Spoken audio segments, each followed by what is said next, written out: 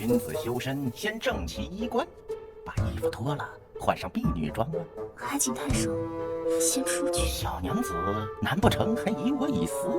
小女惭愧，既如此，还请太守大人赐教了。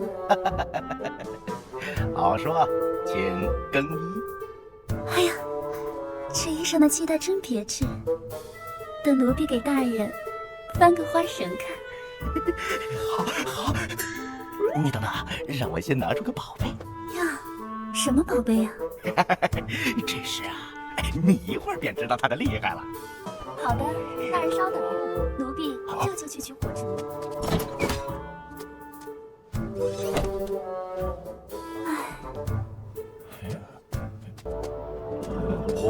拿得顺利吧？